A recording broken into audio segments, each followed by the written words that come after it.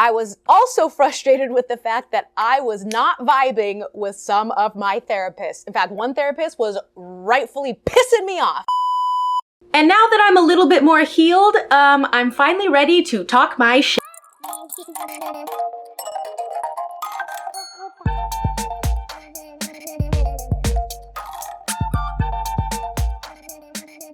Hi everybody, welcome back to my channel, or to it if this is the first time you are seeing my face. Thank you for clicking on it. My name is JC. I like to do story times on this channel, as well as a bit of mental health content, which is what it's been mostly lately. But today we're gonna combine them in a story I've been dying to tell you guys. So if you're new here, I spent 10 weeks in a mental health facility trying to fix my broken brain. And while I was there, I was stuck with a therapist who not only did we not get along, not only did we not mesh, but she did some of the most insane, inappropriate, unprofessional things that I can't imagine how she even got her license and is allowed to therapize people. And I don't like talking schmack about people, but I've done a lot of healing and I'm ready to throw some shadows at this lady.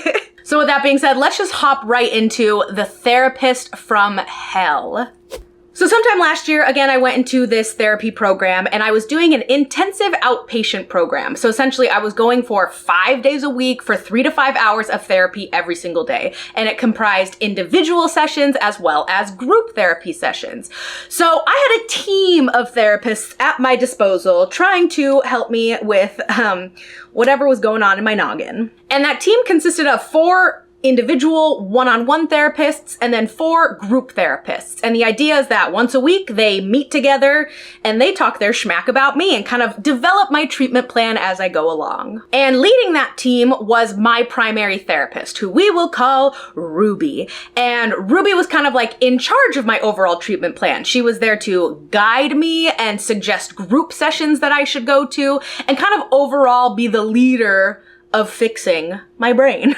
So finally, after like what felt like, just so many evaluations and interviews, I had my very first therapy session with Ruby. And let me tell you, I was excited for this. So I've never done like an in-person lay on the couch and like grab a tissue and cry your eyes out type of therapy you see in the movies. You know, everything's on Zoom nowadays. And so I was like, oh my gosh, I'm kind of excited for this. Mind you, I was in a crisis, and was mentally spiraling. So it's not like I was excited, but I was also like, ooh, it's like the cinema. But from session 1, I got weird vibes from Ruby. So again, I sit down and my first like week of therapy, if you guys watched my series Shadow Brains, where I talk about this whole experience, I had a very frustrating first week because it's a lot of just repeating the same information and your therapist getting to know you. So it's not like the crying yet. It's not like the really getting deep into the T-Rama. Also, side note, you guys, I literally have to bleep that word. YouTube demonetizes anything I do if I use that word. I don't know if I'm in good standing or not, but rude, so T-Rama. So on session 1, you know, I'm like pretty stoic and I'm still just kind of like repeating the same information. But this was the first time that I started like to cry. And she got up and goes, JC, can I give you a hug? And I just thought it was so weird because again, I'm meeting this lady for the first time and it was just like, wait, are therapists allowed to do that? Like, I thought they're supposed to let you cry it out or like maybe hand you a box of Kleenex. But I was just like, I don't know, I'm in this program where like people are living here. Maybe this is just how they do it. It's kind of like a summer camp for the mentally ill. And I guess we're getting close with our therapists. I think it's also important to note that Ruby is my age. Like, she is my age. And so from session 1, I almost felt like she was kind of infantilizing me a little bit and talking down to me as if I were younger. And I wanted to be like, okay, I don't need you to hug me, stranger, but you know, maybe that's just how it works here.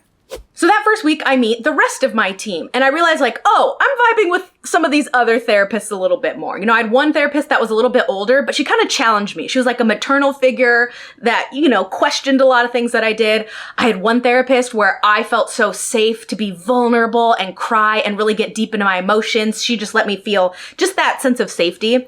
My favorite therapist, it was like talking to my best friend where she challenged me as well, but she was also just like, oh my God, that's crazy. But I also didn't feel the need to like reciprocate. You know, it's kind of like, oh, I would love to just pay my best friend to vent to, and I don't want to hold that for them. You know the vibes, you know the vibes. And so then when I would have my sessions with Ruby, I'd be like, oh, okay, yeah, like she's my least favorite. We're not vibing as much. And here's some of the reasons why I didn't vibe with her style of therapizing. First and foremost was this condescending tone where she was talking to me like a child. She clearly likes the patience where she can be like, I'm so sorry. I'm so sorry that happened to you. It's gonna be okay. I don't like that. I don't like that. I like logic. I like intellectualizing my feelings. And I don't like you treating me like a child. So like already that was just gonna be a mishmash. And we'll get back to that note. But the other thing I didn't like about her style, particularly of therapizing, was she would interrupt me. Now I'm a storyteller. This video is probably already 12 minutes longer than it needs to be, but I like to do my big long narratives. And I like to do that in therapy. I like to tell them my stories because for the first time, I'm like finally telling people the depths of my soul that I would never tell. And she would interrupt me with her own perspectives. And I didn't like that because it's just like, let me finish before you dive in. Like there's a level of like, all right, JC, you're drawing it out. Like, let's move this along. But it's like, I wouldn't even get to the main point and she would interrupt with her own perspective. And we'll get back to that in a second. But the other thing that she didn't like about me was that I was doing a lot of my own research and kind of finally figuring out what was going on in my own brain. So when I went to treatment, I was finally unraveling like, oh, all those voices that I'm hearing, oh, it's OSDD and I have multiple brains and I've been dissociating my life away. That's what's been happening. Okay, I'm finally understanding and I know how to work the Google machine and apply it to myself and be like, oh my God, things are finally making sense. She didn't like that. Which is fair. I get why therapists don't want you to self-diagnose. I mean, I was right. I was correct though. But I think what was happening was she didn't like that I was figuring it out. And it was almost like she had to tell me I was wrong. So here's where all three of those things come together. So I kind of started realizing like, oh my God, I've been dissociating my life away and like have all these voices. I've always had that. When I was a kid, I remember I would kick the soccer ball against the wall and I would interview myself in my brain and I would just go back and forth and interview. And I'm like, that's crazy. That's what it was. And as I'm talking about that, she would interrupt. She'd be like, that's so sad that you were so lonely that you had to develop this as a coping mechanism. And I'd be like, first of all, don't talk to me like that. I'm a grown ass woman. Second of all, I never said that. Like, what are you talking about? And I'd be like, no, it'd be more of like I don't know, we're playing outside or on long drives to the soccer tournaments. Like maybe I was lonely, but I was a middle child. It wasn't like I was neglected. And she'd be like, well, it sounds like your parents left you to your own devices and you had to develop all of these different personas in your head in order to cope. And I'd be like, what? Like, where did that frack did you get that from? And she would like stick her hand out and be like, it's okay. It's okay. And I'm like, bitch, I never said that. And another example is I was doing a lot of work on housewife JC in a former relationship. And I would tell her things. And again, she would kind of allude to, she'd be like, that sounds like classic abusive behavior. And I'd be like, okay, it wasn't a great relationship, but I didn't call it that. I'm not calling it that. Where are you drawing those conclusions?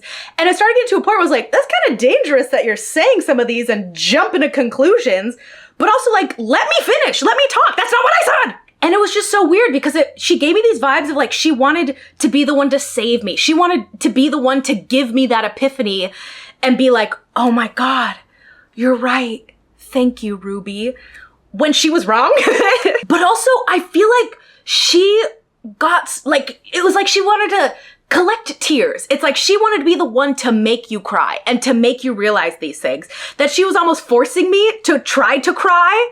And I was like, no, I'm not crying in front of you. You're wrong. And I don't feel safe with you. So what first happened was, I think I mentioned this in Shadow Brains. Yeah, I'm pretty sure. Like the second or third week, I went to her, because again, she's my primary therapist. I need compartmentalization. It's the nature of having multiple ladies in your brain. And I straight up told her, I said, all right, this therapist, I'm gonna go cry and talk about my T-Rama with. This therapist, she challenges me. I wanna dive into my childhood and unpack some things there. This therapist, I wanna work on the day-to-day. And I said, and with you kind of get the leftovers. Cause I didn't say I wasn't vibing with her, but I was just kind of like, I don't know. I'll talk with you about what I feel like talking with you on the day of. And she told me, no, you can't do that. You can't dictate how your healing goes. And I'm like, first of all, yes, I can. I can tell you what I want to talk about today and I can tell you what I'm comfortable with. And I literally straight up verbatim told her, I don't think I can cry in front of you. I'm going to save that for this one. And she got so butthurt about that. Like I could see it that she was like, oh, so you think you're going to run things? We'll see about that. And I truly think From there, she had a vendetta against me. Here's where it starts getting kind of unbelievable, and I don't know what to tell you guys. This happened. But we really started to butt heads a little bit more. And I think it was because I started standing up for myself. Again, I'm in crisis, and I was starting to feel things from my toes to my head of emotions I've never felt before. And I was getting angry, like just angry about, I was grieving everything that happened to me. I was, mentally spiraling. And so I also was probably getting a little bit snippy. And I started calling her out for some of these things. Like, she would interrupt me and I would say, can you please not interrupt me? I wasn't done. Like, very short and simple like that. And it's like, she would get huffy and be like, oh, are you done now? Okay. Like, she would do like mean girl energy of being like, yes, I'm done. What do you have to say about that? Like, any other questions? It was so bizarre. And then I started getting a lot more combative when she would do her little armchair diagnoses, which is kind of funny. She's technically qualified for that. So then is when the eating started. And again, I think I mentioned this in Shadow Brain somewhere. She started eating during my one-on-one therapy sessions with her, where I'm supposed to go in there and tell her about some of the deepest traumatic things that have ever happened to me. And she is literally eating Cheetos. Cheetos! Crunching on them, looking down as if she's bored with what I'm talking about. And I was flabbergasted. And I think I mentioned it like one time to her, and I was just like, oh, like, are you eating? And mind you, my sessions with her were right after lunch or right around lunchtime. And she'd be like, sorry, like, I missed lunch. Like, it's okay, I'm done. I'm paying attention. And it was just bizarre. And I was like, I don't know, is that normal? Again, she's doing like 100 therapy sessions a week that, okay, you can eat your bag of chips, but I thought it was crazy. The next week I go in, she's like, she's like a Chinese takeout thing, and she's eating noodles with chopsticks while I'm talking. I will say, it wasn't like the whole sessions. It's not like she's munching out the whole sessions. It was just like in the first 10 minutes of each session, which again is right after lunch. But I just thought like, girl, get your munchies in before I come and try to cry to you. I wasn't crying to her. I guess I already told her that. But still, I'm paying a lot of money to be here. Eat your Takis on your own time. So... oh, my blood is boiling. In hindsight, I can't believe I didn't speak up sooner, because this is unbelievable. So in one of my sessions with one of my favorite therapists, I don't know, I think I was just expressing my frustrations at the whole program. So there was a big incident that happened at our treatment program that I can never tell. It's not my business. HIPAA violation. But there was something big that happened, and it kind of like shook all of the patients, and we all needed to go and process it in our own individuals. That session with that therapist, I was just venting about everything that I was unhappy with the program. And I was going off on Ruby. I was like, I don't appreciate this. I don't appreciate that as my primary care therapist, this, and this. And I was like, I don't appreciate that she's eating. And my therapist goes, whoa, whoa, whoa. What do you mean she's eating? I told her what I just told you. She goes, that's unacceptable. She's like, I need to put that in the notes and let her know. And I was like, okay, do it. Like, I don't know. Is she gonna get in trouble? Like, who knows? So that was validating that at least somebody else on my care team was like, absolutely not. That's insane. You know what's insaner? What happened next? I go into my next session with Ruby, and she's sitting there quietly like this. And I had a big breakthrough with whatever it was. I don't remember what it was this week, but I had a big breakthrough. And she had asked me something, and I told her, oh, I already told that to this therapist. And she goes, oh, I didn't hear about that. And I said, you didn't hear about it? Aren't you my primary care therapist? Shouldn't you guys have a meeting about me that I had one of my biggest breakthroughs and you haven't heard about it? And you know what she said to that? She goes, well, I heard that you don't appreciate me eating, so I'm not eating anymore. Ooh, what? I had a revelation, the epiphany that probably she wanted to give to me from one of my other therapists. I had a huge breakthrough. She didn't even hear about it, which I was like, where's the communication happening? Like, in the notes that they're supposed to be writing to each other, that's what you took from the notes? Something about you and what you are doing wrong? Ruby? What the hell's wrong with you? And I was like, this is ridiculous. But guess what, you guys? It gets worse.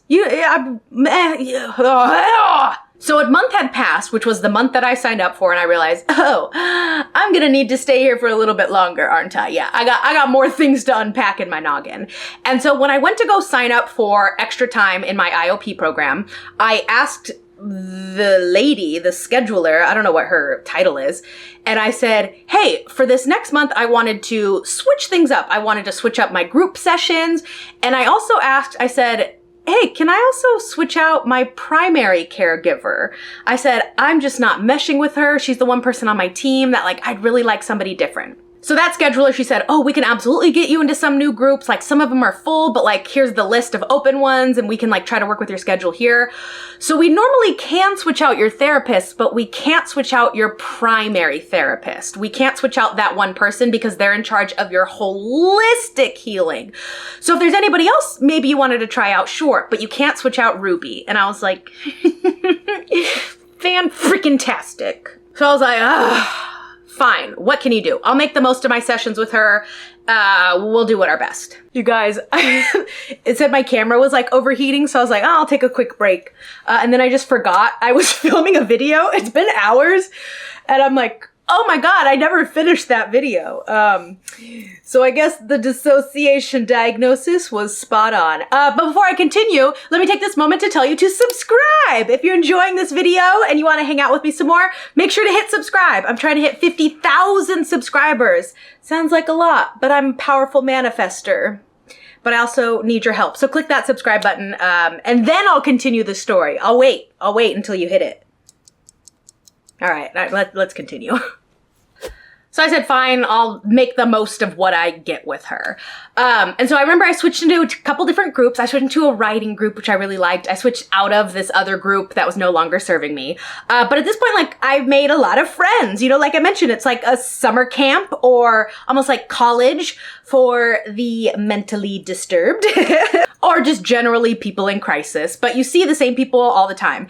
And so I remember I would talk to my friends and, you know, we vent about our therapists and our sessions, and I'd be like, Ruby's killing me. And they'd be like, yeah, just like switch out of her. We get it, switch out of her. And I said, oh, I can't, she's my primary. And they'd be like, she's your primary?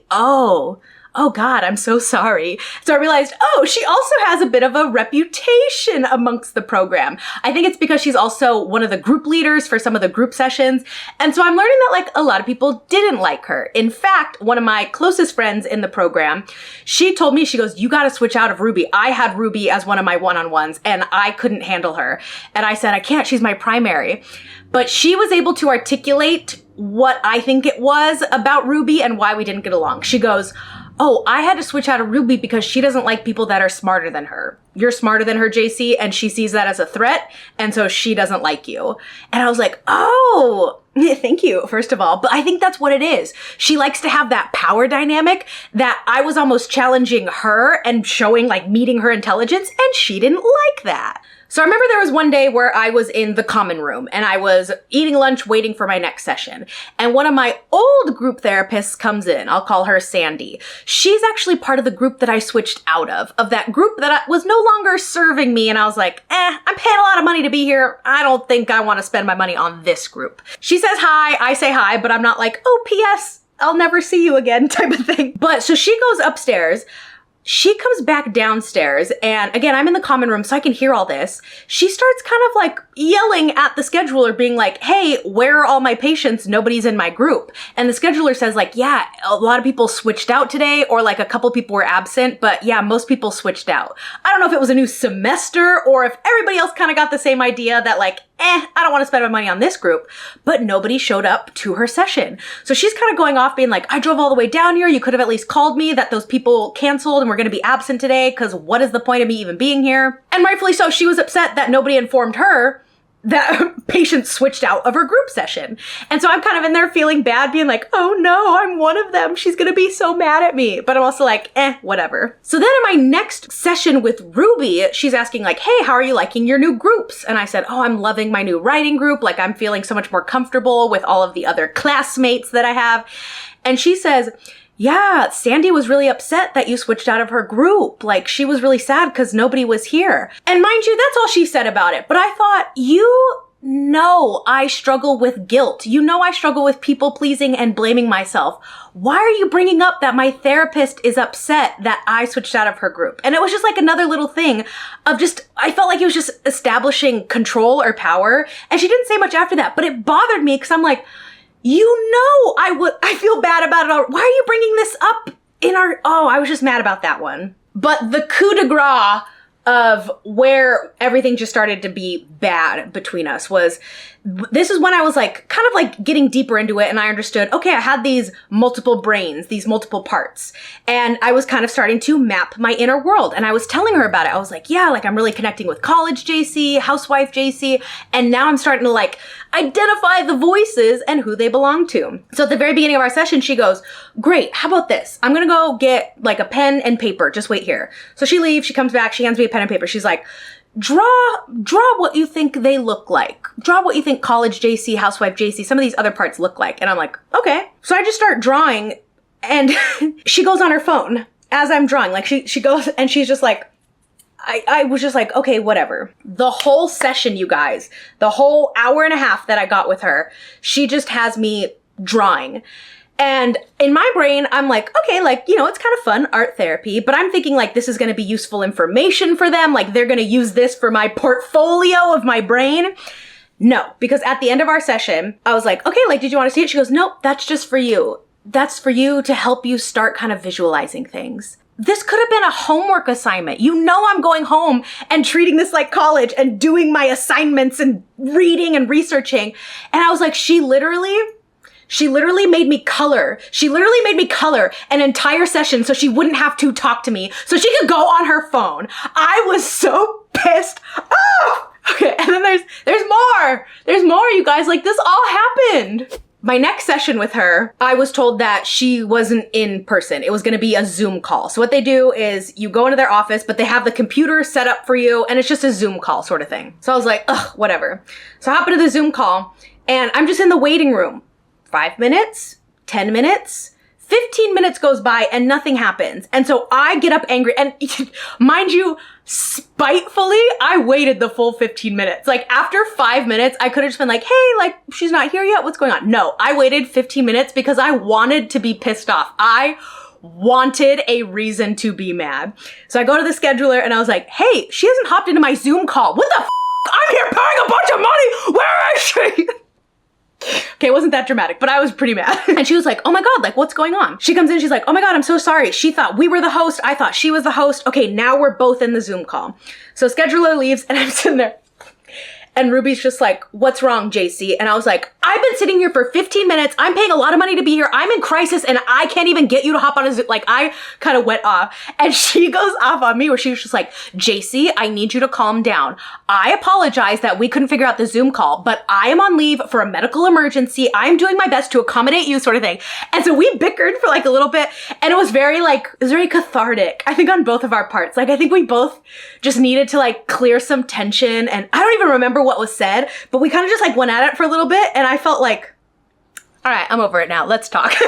So after that, I don't know if it was that the gods blessed me or if maybe it was her doing that. She just never wanted to see my face again. But something really did happen where she couldn't be in office anymore. I don't know if the medical thing was for her, for somebody else, but she could no longer come to the office. So what happened was they started saying like, hey, Ruby can't make it to your sessions. You're going to have a sub. And so I was like, all right, that's fine. I'll take it. Unfortunately, the subs that they were going to give me, I had never met before. They were none of my group therapists. They were none of my individuals. They were like strangers from within the program. So what I did, this is kind of a side story and a future video I'd love to do, was I sat down with the first new sub. They were like, tell me about yourself. And I said, nope, I'm not starting over with you. I'm not catching you up on everything that I'm here for. I'm not going to pretend like I've known you this whole time. I said, here's what we're going to do. Again, I don't know why I think I'm smarter than everybody else, but I also I understand how my brain works. And I was like, nope, we're not going to make any progress getting introduced and trying to dive deep into these topics. So what I said to her, I said, actually, because I don't know you that well, I was wondering if we could work on something completely separate that I've always just wanted to unpack and dive into. And she's like, what's that?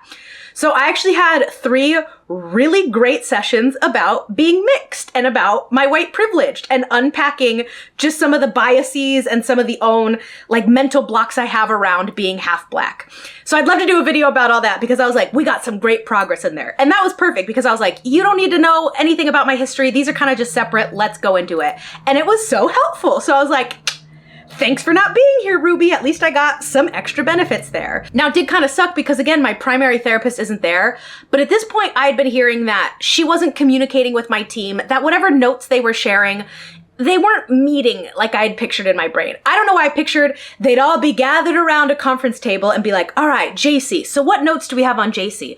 Oh, she unpacked that with you? Interesting. Oh, she cried with you about that? That's something I should know. Apparently, they weren't doing that. Apparently they were just like emailing each other when big things happened. And even then it's like Ruby wasn't reading the email. So I was bummed, but I was like, you know what? I'm making what I can out of what I got. And so then for the finale, for my graduation week. So it was my graduation week. I knew I was going to be finished with the program. So I had to have my final session with her as my primary.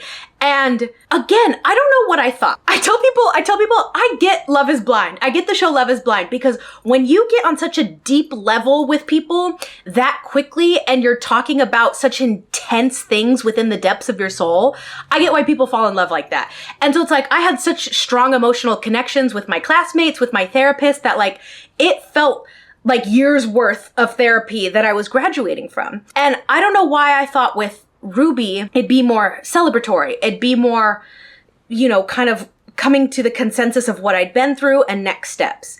And it just wasn't. And I was so disappointed that she was my primary because with all my other therapists, they were like, you've made so much progress. Like, here's what we see for you. Like, here's what you've done. Like, amazing, amazing.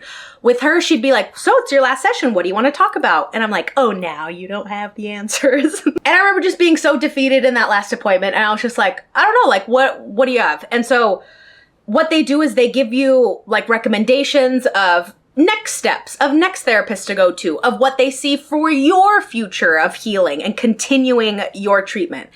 And she was just kind of like, oh, I'll email you some psychiatrists I recommend. Oh, we'll email you some therapists we recommend. And it was like, I asked like, hey, I have OSDD. Like, I get that now. Do you have any specifics you recommend? Didn't get any of those. It was just like general treatment centers for ongoing therapy. And I just thought that was pretty disappointing. And then, she didn't come to my pizza party. Which I didn't expect her to, but every graduate, they get a little pizza party and, you know, all your classmates get together, your therapists come in. I got a little coin. I got a certificate. Like, it's kind of like a little mini ceremony. And of course, my primary therapist who hated my guts didn't show up. I don't know why I wasn't surprised. And that was kind of it. You know, it was like, I had a great final pizza party, but I was so disappointed in how my primary therapist treated me throughout all of it. But at that point, I was just so done with it that I'm like, you know what? Time to move on with my life. But I will play devil's advocate a little bit here. Mind you, I realized I was in crisis. I was mentally spiraling. And so I may not be the most reliable narrator. I may be elaborating on things that like weren't as dramatic. All of these things did happen to it, but was I feeling such a bigger way towards it than maybe a normal person would have? Sure. And if Ruby ever saw this video, she'd probably be like, that didn't happen. I didn't say that. You did, but I also was feeling the extreme of my emotions. You clearly just didn't like me anyway, but you know, two sides to every story, or 3 sides, 2 truths and a lie. I don't know. You guys get it. But I will say that in regards to finding a therapist, it really does take a lot of time and effort to find one that works for you. Because I had a close friend in my program who also had Ruby as their primary therapist, and they were a perfect fit. This person was very meek, very quiet, didn't really speak up in groups, didn't really speak unless spoken to.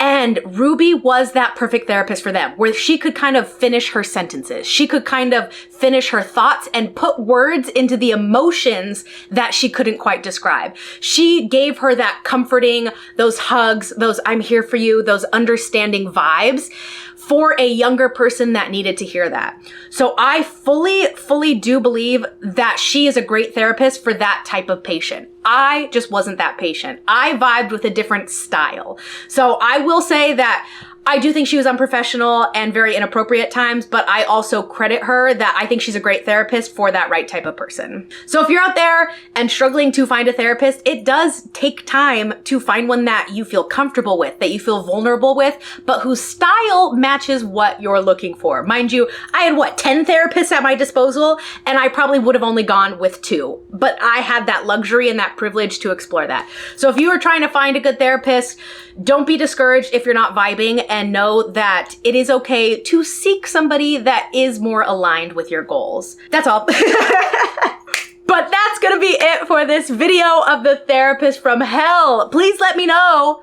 if you thought this was absolutely insane too. I will say, I get a lot of messages of like, JC, what treatment program did you go to? I will never say where I went because there were things that I was unhappy with. Again, there was like this big incident that really upset all of us. There was the way my primary therapist treated me.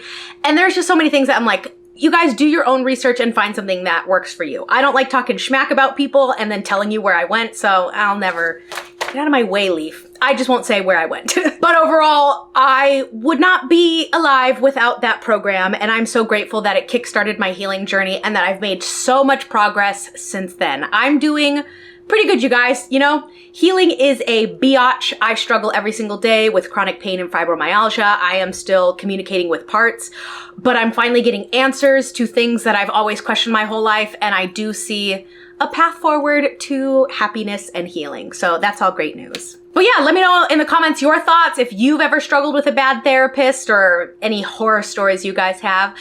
But also go follow me on all my other social channels. I'm on Instagram posting just day-to-day updates. I'm on TikTok and Shorts for more of the OSDD fibromyalgia content. But I also host a talk show. We're still figuring out things. We still have a lot of tech difficulties, but we have big dreams and we're trying to make it happen. So you can check that out over on my other YouTube, JC Hosts, if you're curious to see the more lighter side of my life in the entertainment business. But I thank you guys so much, and I will see you in the next video.